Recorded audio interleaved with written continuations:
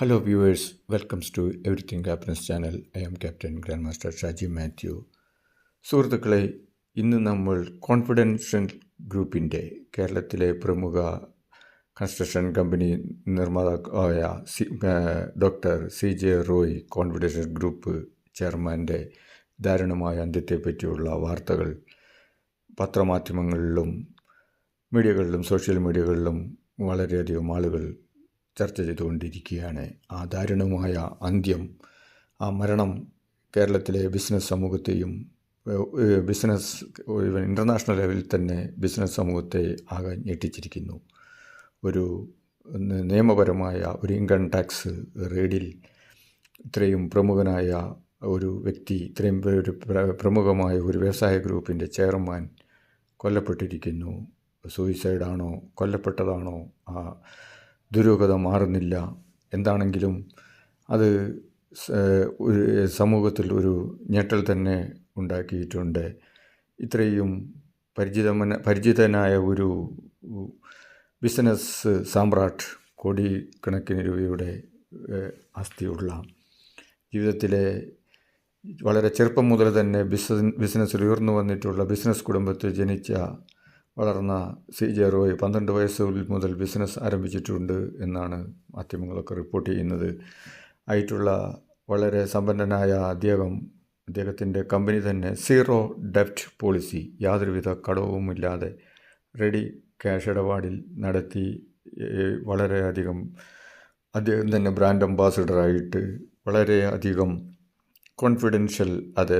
കോൺഫിഡൻഷ്യലായിട്ട് ഉള്ള ഒരു മറ്റുള്ള വ്യവസായ ഗ്രൂപ്പുകളെ ഞെട്ടിച്ചുകൊണ്ട് മുന്നേറിയ അദ്ദേഹത്തിൻ്റെ ദാരുണമായ ഈ അന്ത്യം ഒരുപാട് ദുരൂഹത നിറഞ്ഞതായി തീർന്നിരിക്കുന്നു. അദ്ദേഹത്തിൻ്റെ ബിസിനസ്സിൻ്റെ വളർച്ചയും ഒരു ദുരൂഹമായിട്ട് തന്നെയാണ്. എങ്കിൽ കൂടിയും വ്യവസായം നടത്തുന്നതെല്ലാം സത്യമേവ ജയത എന്ന മാർഗത്തിൽ കൂടെയൊന്നുമല്ല എന്ന് എല്ലാവർക്കും അറിയാം. പണസമ്പാദനം ലക്ഷ്യമാക്കിയിട്ടുള്ള ബിസിനസ് സാമ്രാജ്യങ്ങളും അതേപോലെ തന്നെ ഗ്രൂപ്പുകളും ഒക്കെ പുറമേയുള്ള അഡ്വർടൈസ്മെൻറ്റും മറ്റുള്ളതാണെങ്കിലും ഉള്ളിൽ എന്തൊക്കെ തട്ടിപ്പും വെട്ടിപ്പും നടക്കുന്നു, എന്തെല്ലാം തട്ടിപ്പും വെട്ടിപ്പും നടക്കുന്നുണ്ടെന്ന് അതിൻ്റെ ചെയർമാനും അതിൻ്റെ മെയിനായിട്ടുള്ള ആളുകൾക്ക് മാത്രമേ അറിയൂ. ഈവൻ ടാറ്റ ഗ്രൂപ്പിൻ്റെ പേരിൽ പോലും, ഇന്ത്യയിലെ ഒരു പ്രമുഖ ഗ്രൂപ്പായ ടാറ്റ ഗ്രൂപ്പിൻ്റെ പേരിൽ പോലും കേസുകളും ഒക്കെ ധാരാളം നിലനിൽക്കുന്നുണ്ട്. Tata group British East India കമ്പനീൻ്റെ ഡോക്യുമെൻറ്റുകൾ ഫോർജ് ചെയ്തെന്നൊക്കെ പറഞ്ഞ് കേസുകൾ എല്ലാം ഉണ്ട് എന്ന് നമ്മൾ പത്രങ്ങളിൽ വായിച്ചു. അങ്ങനെ പ്രമുഖ കമ്പനികളിലെല്ലാം തന്നെ കേസുകളും കാര്യങ്ങളും റെയ്ഡുകളും ഇൻകം ടാക്സും അത് പൊളിറ്റിക്കലും അല്ലാതെയും, അതേപോലെ പൊളിറ്റിക്കൽ പാർട്ടീസ് അവരുടെ പാർട്ടി വളർത്തുന്നതിന് വേണ്ടി മിസ്യൂസ് ചെയ്യുക, അതോറിറ്റികളെ മിസ്യൂസ് ചെയ്യുന്നതൊക്കെ നമുക്ക് ധാരാളം നമ്മൾ പത്രങ്ങളിലും മറ്റുള്ള ഇതിലും വായിക്കുന്നു. എങ്കിലും ഇത്ര പ്രമുഖനായ ഇദ്ദേഹം അത് ഒരു മെക്കാനിക്കൽ എഞ്ചിനീയറാണെന്നാണ് അറിവ്. അദ്ദേഹം ഒരു കൗൺസിലറാണ്, ജനറൽ ട്രേഡിങ് ഇതിൽ കൗൺസിലറായിട്ടുള്ള, അത് ഓണറിയാണെന്ന് പറയുന്നു. ട്രേഡ് കമ്മീഷണറായിട്ടുള്ള അദ്ദേഹം സ്ലോവേനിയ എന്ന രാജ്യത്തിൻ്റെ ട്രേഡ് കമ്മീഷണറായിട്ട് പ്രവർത്തിച്ചുകൊണ്ട് ബിസിനസ് വളർത്താൻ ഉപയോഗിച്ചു എന്നൊക്കെ ഇങ്ങനെ എല്ലാവരും പറയുന്നു. എങ്ങനെയാണെങ്കിലും ഇത്രയും പരിചിതനായ കോൺഫിഡൻ്റ് ആയിട്ടുള്ള ആൾ സ്വന്തമായിട്ട് അങ്ങനെ ഈ ഒരു നിമിഷത്തിൽ ഇത്രയധികം ധനികനായ അദ്ദേഹത്തിന് എങ്ങനെ അദ്ദേഹം സ്വന്തം ഉതിർത്ത് ജീവിതത്തിൽ നിന്ന് വിട്ടുപോകുമെന്ന് നമുക്ക് കരുതാൻ വളരെ ദുരൂഹതയാണ് അനുഭവപ്പെടുന്നത്. അതേപോലെ വിദഗ്ധർ പറയുന്നതനുസരിച്ച് ഒരിക്കലും ഒരുത്തൻ വെടിവെക്കുമ്പോൾ നെഞ്ചിന് സ്വന്തം വെടിവെക്കുക എന്ന പതിവ് സാധാരണയില്ല. എല്ലാം തലയ്ക്കാണ് വെടിവെക്കുക. കാരണം മരണം ഉറപ്പുവരുത്തുകൊണ്ട് ഇത്രയും വിദ്യാസമ്പന്നനും ഇത്രയും പ്രമുഖനായ വ്യക്തി ഒരു സൂയിസൈഡ് നോട്ട് എഴുതാതെ മുറിയിൽ കയറി അടച്ച് യാതൊന്നും പറയാതെ ഈ ലോകത്തിൽ നിന്ന് അദ്ദേഹത്തിൻ്റെ ഏറ്റവും പ്രധാനപ്പെട്ട വിലപ്പെട്ട ജീവൻ എടുത്തു എന്നുള്ളത് അവിശ്വസനീയമായ ഒരു കാര്യമാണ്.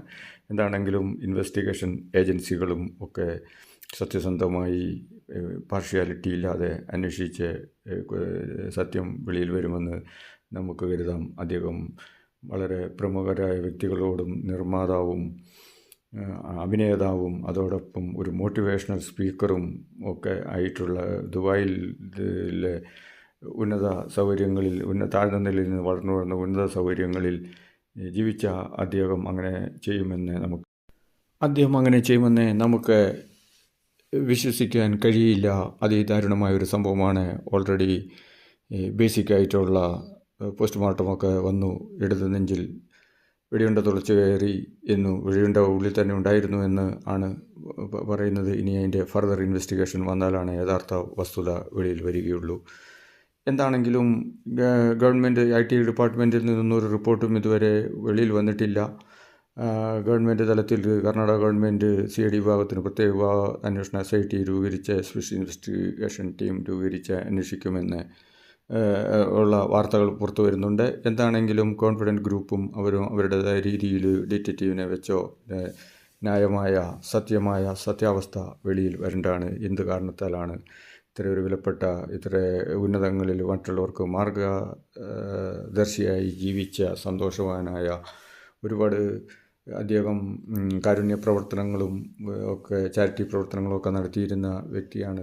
കോൺഫിഡൻഷ്യൽ ഗ്രൂപ്പിൻ്റെ സാരഥിയായ അദ്ദേഹം വളർത്തിയെടുത്ത ആ കമ്പനി മറ്റുള്ളവരെല്ലാം വളരെ അസൂയാപൂർവമായിട്ടും നോക്കി ഇരുന്നതാണ്. എന്നാണെങ്കിലും അധോലോക ബന്ധമാണോ, ഡ്രഗ് മഫിയ ആണോ, പൊളിറ്റിക്കൽ ഇൻഫ്ലുവൻസ് ആണോ, അതെയോ ഗുണ്ടാ സംഘമാണോ, കൊലയാളി സംഘമാണോ, എന്താണെങ്കിലും വസ്തുത ഗവൺമെൻറ്റുകൾ താല്പര്യമെടുത്ത് ഗവൺമെൻറ് ഇതിൻ്റെ സത്യാവസ്ഥ വെളിയിൽ കൊണ്ടുവരേണ്ടതാണ്.